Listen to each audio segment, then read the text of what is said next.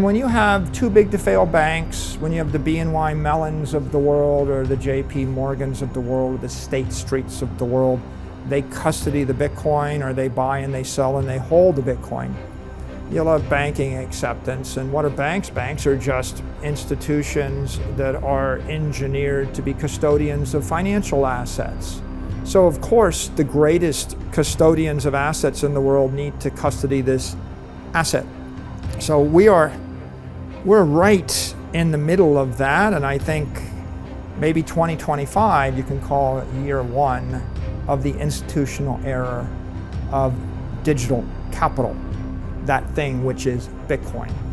If you want to see the people with all the money and the power in the world embrace the asset, they will do it when their vendors support the asset. And that's a rippling thing, right? Because until you have the fair accounting, people can't see how intelligent the idea is. According to Saylor, January 2024 marks a new era for Bitcoin. He suggests that the journey to institutional adoption revolves around three major factors: regulatory acceptance, accounting frameworks, and banking support. Each of these factors lays a foundation that ensures the asset's legitimacy and encourages institutions to embrace it with confidence. Although Bitcoin ETF have achieved partial regulatory acceptance, full acceptance hinges on deeper financial integrations, such as options trading and in-kind creation and redemption mechanisms for ETF. Once these become standard, Bitcoin will attain a similar regulatory status to traditional financial assets. By January 2025, the introduction of fair value accounting rules will allow companies to mark Bitcoin holdings similarly to stocks. This change eliminates volatility concerns from financial reports, allowing institutions to reflect the real-time value of their Bitcoin holdings. Please take a little time to like this video, subscribe to the channel, and turn on post notifications for more videos like this. You can also check out our other videos on cryptocurrencies and the overall digital asset space, and drop your comments and observations in the comments section below. Everything you do helps with the YouTube algorithm and immensely contributes to the channel's growth. Thanks and enjoy the video. January 2024 was really the beginning of this era. Maybe this is year zero of institutional adoption. When we have regulatory acceptance, bank acceptance, and accounting acceptance of Bitcoin, those three planks, that's year one of adoption. And when do you have that? Well, you kind of got 75% regulatory acceptance since we got these ETFs. Not all, most. When we have IBIT trading on the options market, that's a big step forward. And when you can do in-kind create and redemptions of the ETFs, you've got full regulatory acceptance of the asset. Then January 2025, fair value accounting becomes the norm. And now you've got accounting acceptance. And now you can mark up and mark down the asset just like Apple stock or just like other assets. And then when you have too big to fail banks, when you have the BNY Mellons of the world or the JP Morgans of the world, or the State Streets of the world, they custody the Bitcoin, or they buy and they sell and they hold the Bitcoin. You'll have banking acceptance. And what are banks? Banks are just institutions that are engineered to be custodians of financial assets. So of course, the greatest custodians of assets in the world need to custody this asset. So we're right in the middle of that, and I think maybe 2025 you can call it year one of the institutional era of digital capital, that thing which is Bitcoin. I think the issue is not really with the asset class.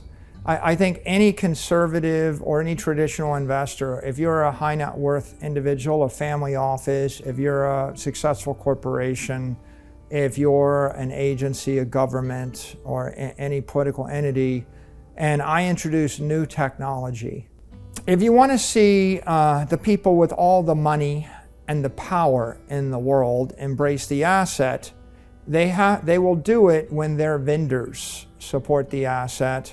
And that's a rippling thing, right? Because until you have the fair accounting, people can't see how intelligent the idea is. If I call my broker and say, buy $10 million of this, and they say, you sure, boss, click, and it's done, then you start to see adoption.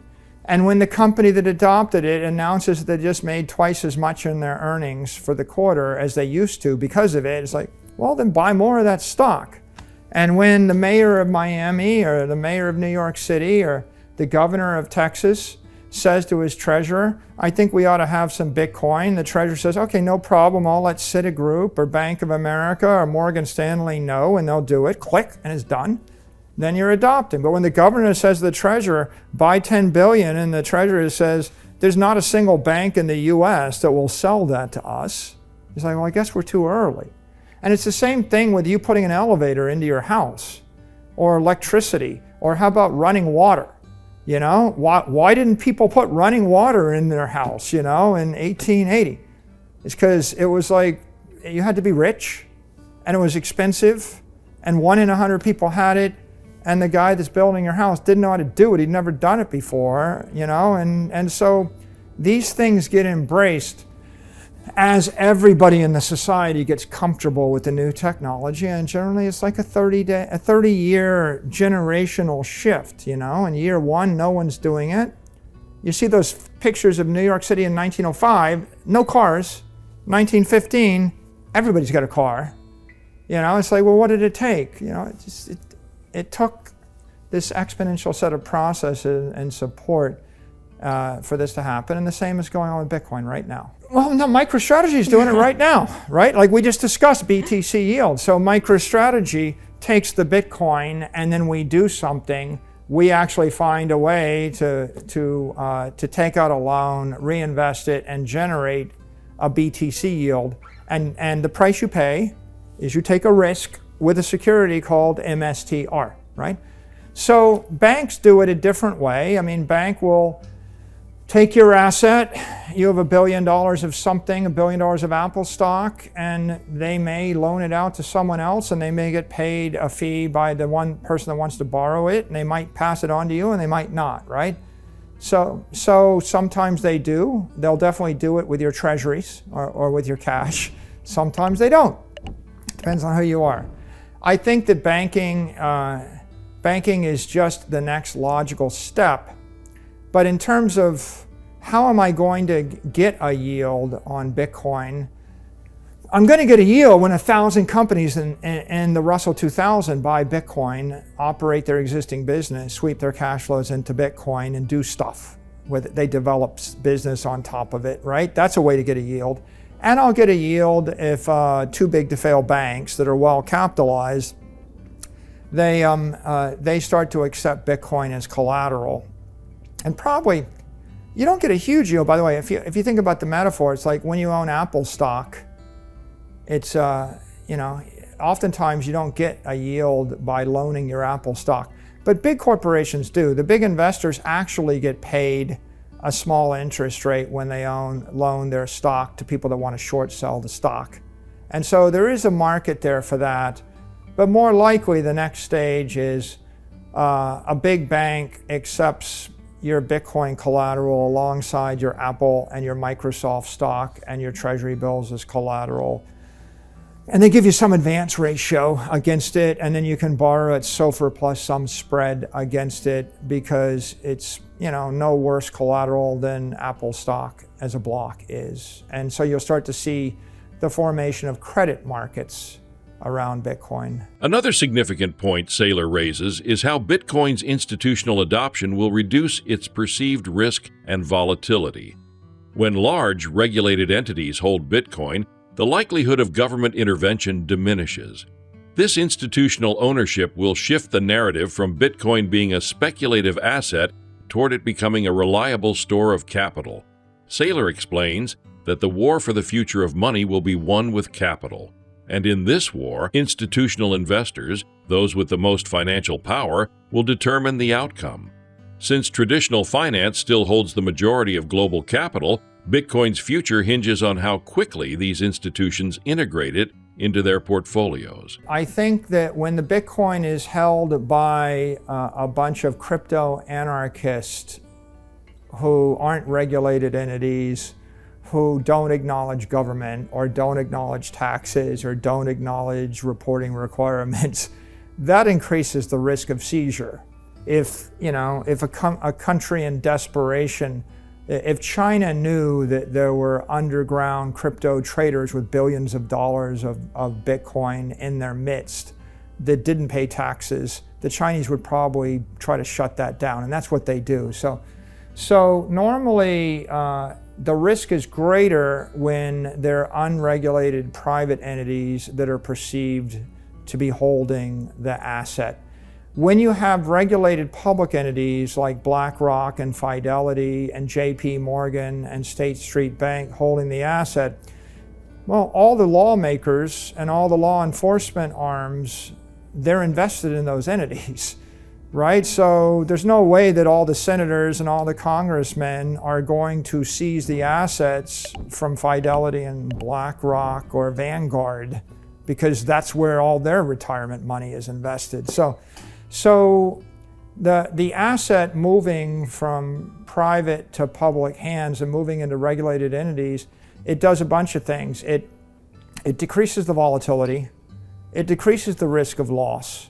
It decreases the, like, who do you trust more as a custodian, FTX or Fidelity, right? Or Vanguard or State Street, right? And if you walk down the street and you said, would you put all your family's money in an offshore entity without a headquarters run by 5 dudes without an auditor? Or would you put it with a bank that's too big to fail in the US? Right? Like, at the end of the day, you have an OG crypto community that's very hardcore about it, but if you look at where all the money is, 99.9% of the money is actually in the traditional economy. And in the war for the future of money, the war is going to be won with money, right? I mean, right, at the end of the day, Bitcoin is capital. Who's going to actually decide who's the winner or the loser? The people with the capital. And so where's the capital? It's at Vanguard, Fidelity, State Street, JP Morgan, Morgan Stanley. They're all regulated entities of sorts.